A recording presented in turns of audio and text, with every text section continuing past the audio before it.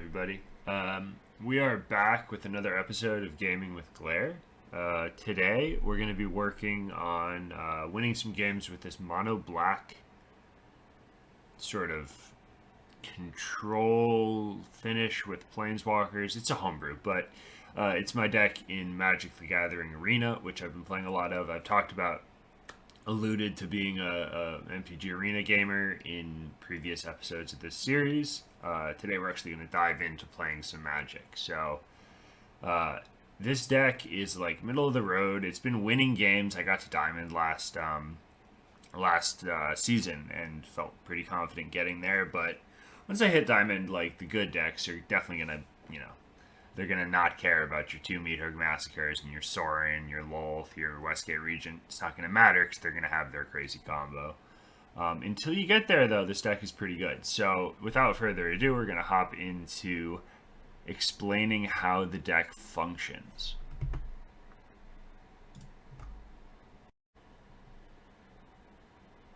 Alright, so how the deck functions. It's a lot of early game hand disruption. A lot of the early game is like focused around interrupting their hand, right? So you have Cleave on Dread Fugue that can let you, discard a non-land card with a higher mana value, but a lot of the time I'll just play it on one for something to do on one, right? It lets me see what their hand is, gives me information to see if I can go in with like a Meathook Massacre, say if they don't have any disruption for the Massacre on turn 4, I can like clear a board of dudes, like clear their entire board sometimes, and that can be enough to win the game. Meathook Massacre is probably the best card in the deck, including Planeswalkers. Lolth might be better, but Meathook Massacre is just off the charts insane. So Dread Fugue and Duress are my very early game alongside Shambling Ghast. Now, Shambling Ghast is a card that I'm really fond of. I'm running 4 copies, and I think it's really, really strong because being able to play a 1-drop that both ramps you, fixes your mana, doesn't matter in this deck, but fixing mana is relevant in the game, and then also being able to kill X1s for, 1 mana. It's just the whole package to deal is insane. Like I alluded to, Meathook Massacre is really, really good. When it enters the battlefield, you basically destroy the board. It basically reads destroy the board. It's a Wrath of God effect. And then you have an added upside for some reason, where if you lose a creature, your opponent loses a life, and if an opponent loses a creature, you gain a life, including the creatures off the initial hit from Meathook Massacre. So it's like actually insane. Nullpriest of Oblivion is kind of a 59th, 60th card. It's not amazing. But it does bring back my big threats if they're able to be cleared. So it brings back the Westgate Regents of the world, right? And it brings back Fellstinger, and I can exploit or not exploit. It's just really, really good to get those minions back in the late game. Although sometimes on turn 6, I'm trying to win. So Nullpriest might be a card I end up cutting.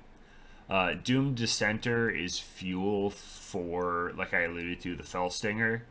To exploit the Doomed Dissenter can be really good. It's a good card, the Doomed Dissenter, as well as I feel like the Fellstinger. But it's also, the Doomed Dissenter is also fuel for the Deadly Dispute. So I own 3 copies of Deadly Dispute. I don't think you want to run 3 or 4, but having those 2 copies to get some extra draw in tandem with the Fellstinger giving you the draw, and Sorin giving you draw, Lolth giving you draw. I think the double copy, the dual Deadly Dispute is actually quite good.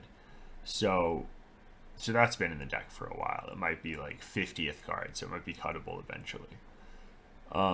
Blood Pact, target player draws 2 cards and loses 2 life. So usually I'm targeting myself with this Blood Pact. 3 mana draw 2 is not amazing, but sometimes in a pinch you need it. There's probably a card that I don't own that's just this but better even in standard. I know there's one in historic. I forget what it's called. I obviously don't play historic with the collection issues that I have currently, but in historic there's a card called Sign in Blood, It's a sorcery, but it does the same exact thing as this, except for 2 mana. Alright, so Felstinger is kind of an interesting inclusion. It's been feeling really good. It feels like 45th card. Like, Meathook Massacre is like primo. You know, the Shambling Ghast feels pretty good. Dread Fugue and Duress are kind of my flavor in the deck. But Felstinger is feeling really, really good because you have a death touch 3/2 for 3 mana with the upside that if you sacrifice a creature, and you don't have to, you can force an opponent to draw 2 cards and lose 2 life, or you can do that yourself. So it's literally a 1 mana 3/2, and then you get the effect of Deadly Dispute. Now you don't get the artifact, you know, the treasure token, but Felstinger is just a really solid card. Pelakka Predation, talking about really solid cards, the modal dual-faced lands, I think is what they're called. This one is a tap land on one side, right? So I have the Pelakka Caverns, enters the battlefield tapped, adds 1 black the next turn and every subsequent turn. Or, and this is where this card becomes really good, is it's essentially a Thoughtseize for mana value 3 or greater, any card besides a land. Obviously, it can be a land if it's like an expense. I think there are lands that, yeah, like you can discard itself. If your opponent has a Pelakka Predation, it's technically discarding the sorcery half of the Pelakka Predation, I think, but you can get rid of modal dual-faced lands, if that's what they're called. This card just, it rounds out the curve. It's good. It's felt really good. There might be a time in the future where I'm trying to speed the deck up and I cut it because it does cost 3 or come into the battlefield tapped.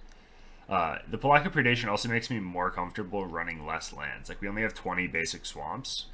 So it's the Hive of the Eye Tyrant, which taps for black mana, but with the number of, you know, X, you know, generic mana and 2 black cards that we have, we need to have, I think, 24 lands minimum. And maybe 22 we could get away with it, but I still sometimes get land screwed and it feels pretty bad. So Hero's Downfall is very good. I was running Murder in the previous version of the deck, but this card, God, this card, 4 copies, I think insta, I would probably run 6 in this particular build because I've got, you know, the Meathook to clear the board.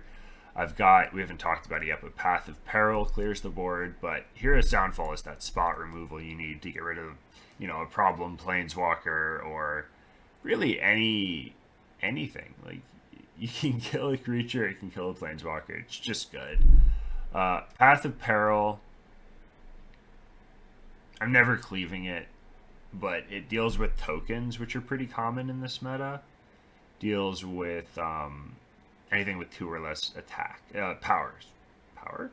What am I talking about? With mana value 2 or less. Sorry, I brain farted and it was like I was talking about Hearthstone for a second. But mana value 2 or less, it does destroy all creatures with mana value 2 or less in this deck. Sorin the Mirthless. So this card is the worst of the Planeswalkers in the deck. Like, I'm running Sorin and I'm running Lolth, both times 2.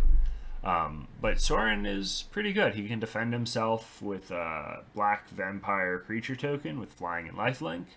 And then he gives us draw. He gives us card advantage, essentially, which is really good. You play the Sorin. First turn he comes down, you usually make a token. And then the next turn you look at the top card of your library, put it into your hand, lose life equal to its mana value. Sorin is a good card. I have never used, one time I think I used the you know, deal 13 to a target, gain 13 life, one time in like 100 games with versions of this deck. I didn't even need to use that to win the game. It was just kind of overkill, and it was, I wanted to see the animation, whatever. It's silly. So the Sorin, +1 and -2 are really what you're looking for here. Alright, so Lolth is actually nuts. It's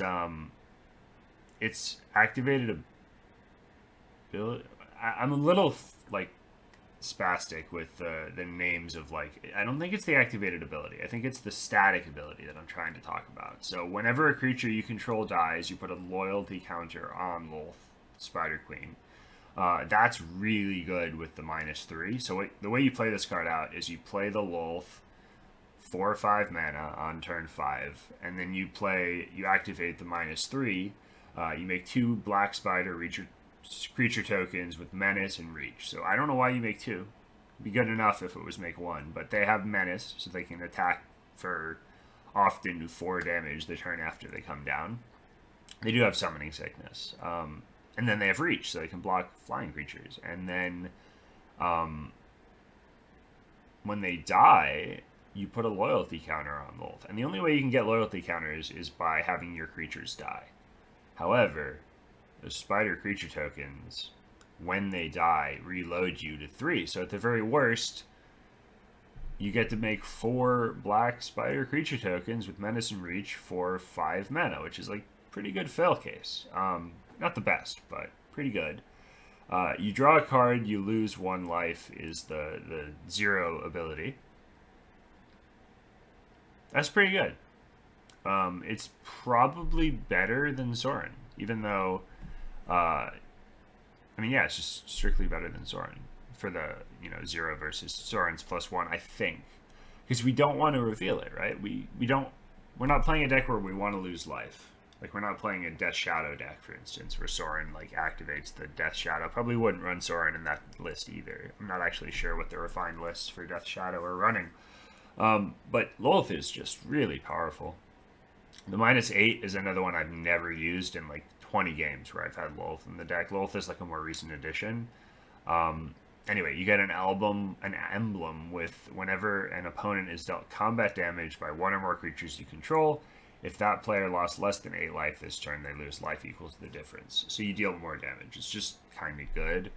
I haven't played it yet, though. It's usually I'll be doing the 0 and the -3 and just cycling through those as I have creatures die.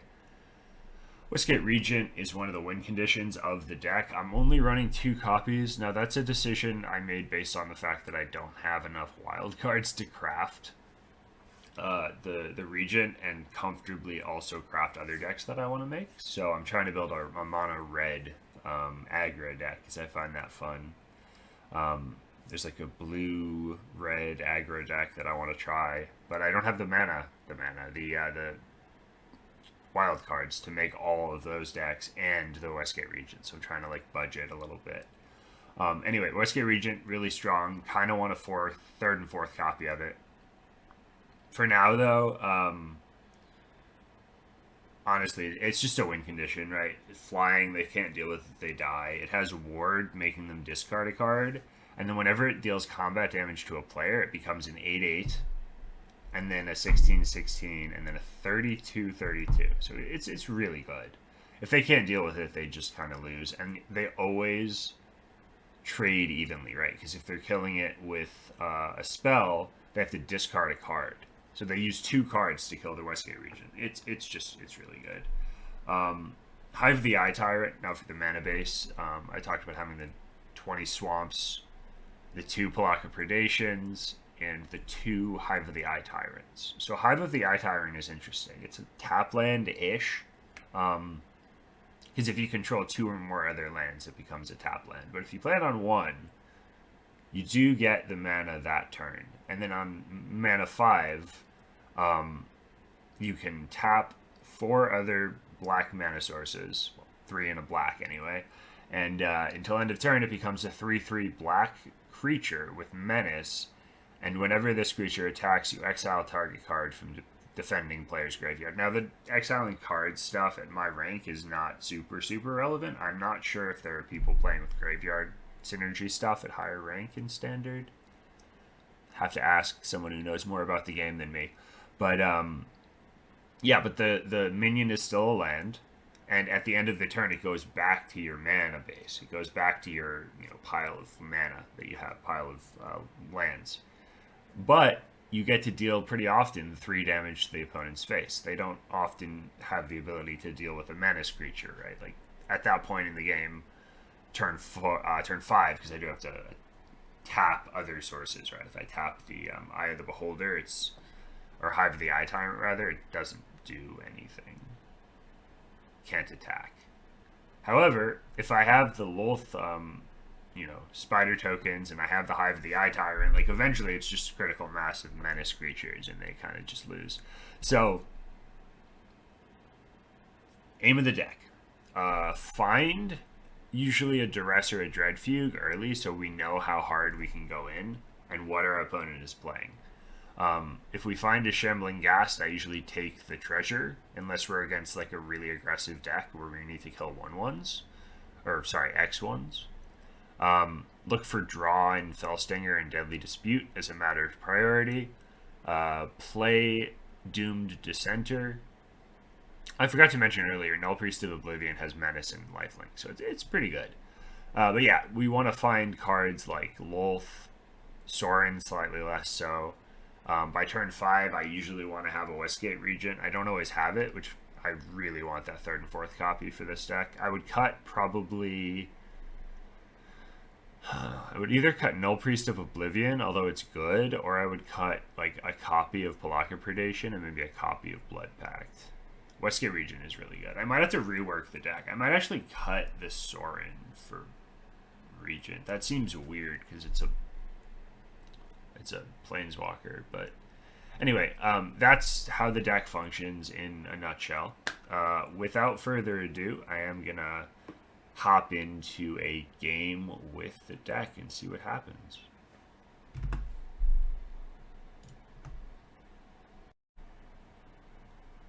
Alright guys, we are going in. We're in a 1v1 with the mono black deck I was explaining. This hand is lacking lands. I am optimistic though because we have Meathook Massacre. I probably keep this hand. We have Shambling Ghast to get to the Massacre. We have Deadly Dispute. Yeah, we keep this 7. Yeah, so the aim of this couple of turns we're about to have, we play a Swamp on 1 with Shambling Ghast. We're trying to ramp. So next turn we're going to go Deadly Dispute, killing the Shambling Ghast, hopefully, if he doesn't interact with it. Play the land. Play the Deadly Dispute. We can attack first. I should attack first, probably. He might have like a kill I don't know, an attacking creature or something. White tends to have those, but he wouldn't kill a 1/1 here, would he? So we sack this. So we're ramping. We have 4 mana next turn. Create a treasure token. So that's good. I get 2 lands off the top. I can play Duress or Dread Fugue if I want to, but it wastes the treasure tokens. So I'm going to end the turn here.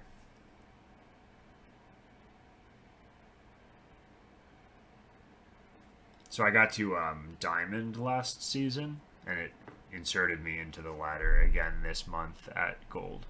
If you're wondering why I'm only Gold or how I'm Gold already. Alright. I'm going to Duress here, and then do the rest of the turn. Okay, he's playing this deck. Maul of the Skyclaves is such a good card. I feel like we get rid of the Maul of the Skyclaves and then play the Dread Fugue. You can get rid of both Retributions with Dread Fugue, actually. I like that best, I think. Him having flying and first strike on these is scary, though. I have a Hero's Downfall. I think I'm going to kill a Fierce Retribution and then do it again with Dread Fugue.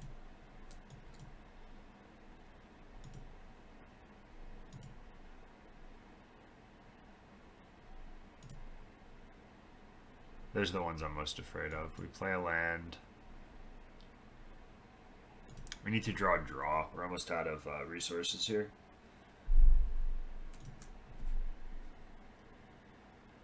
We know opponent doesn't have land. Okay, draw land. Yeah, we're a little bit low on resources. We drew too many swamps. As soon as we find a playable, though, we're gonna be in a good spot.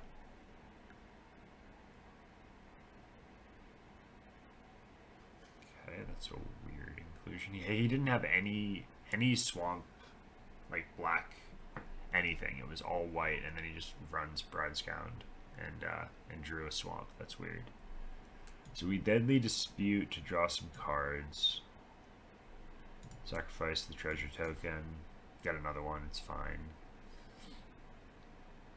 Well, this is awkward. I can do this for its cleave cost if I want to. Sacrifice a treasure token essentially to kill them all of the Skyclaves. I think I like that.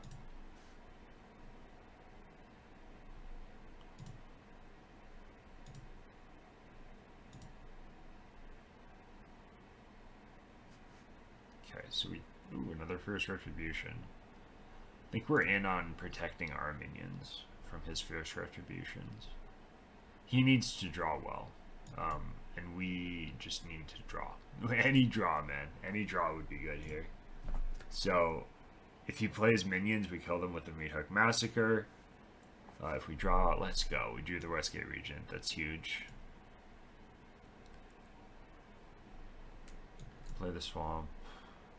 End the turn. I think that wins us the game. He needs to draw really well here.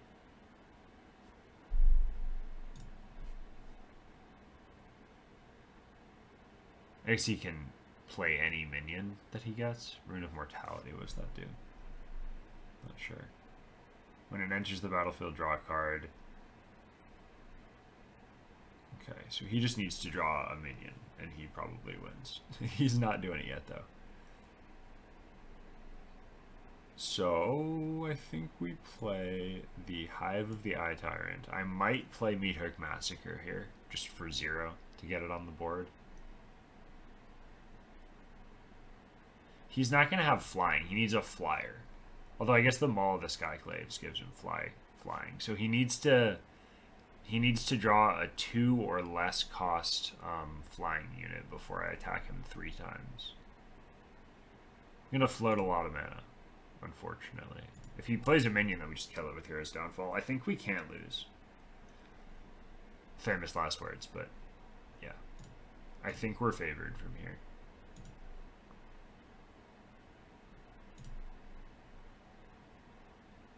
So we have an 8/8 that attacks for 8, and then a 16/16 that attacks for 16.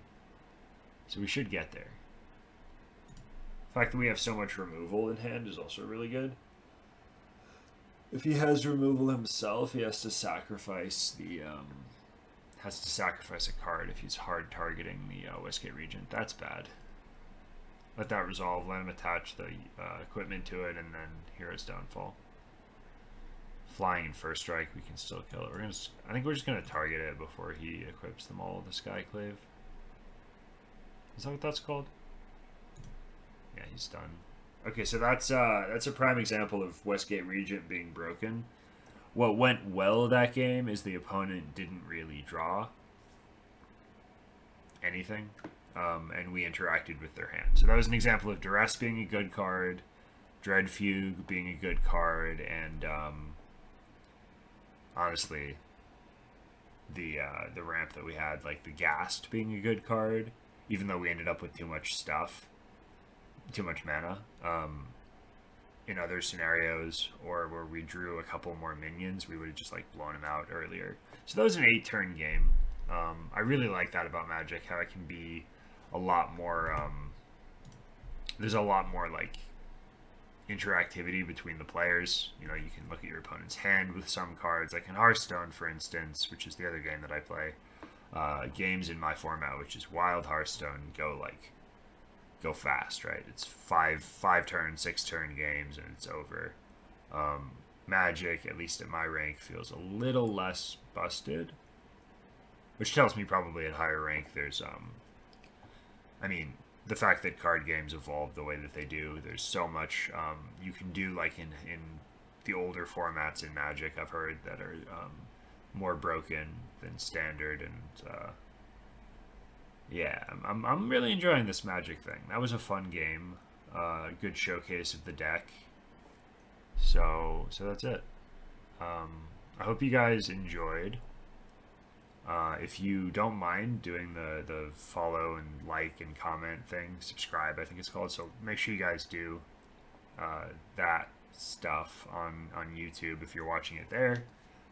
If you are watching on YouTube, I highly recommend you come over to my Twitch channel, twitch.tv/glare. I'm also on Twitter, twitter.com/glare_HS.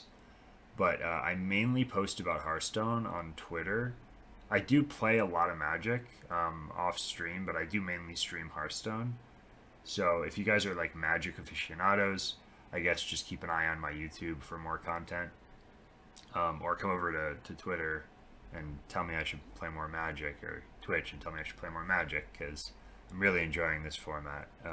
This, Magic standard ladder has been really fun. That's it from me for this week. I hope you guys have had a great week and will continue to have a great week going forward. I'll see you in the next episode of Gaming with Glare. Hope you guys have a great week. Thank you for checking this out.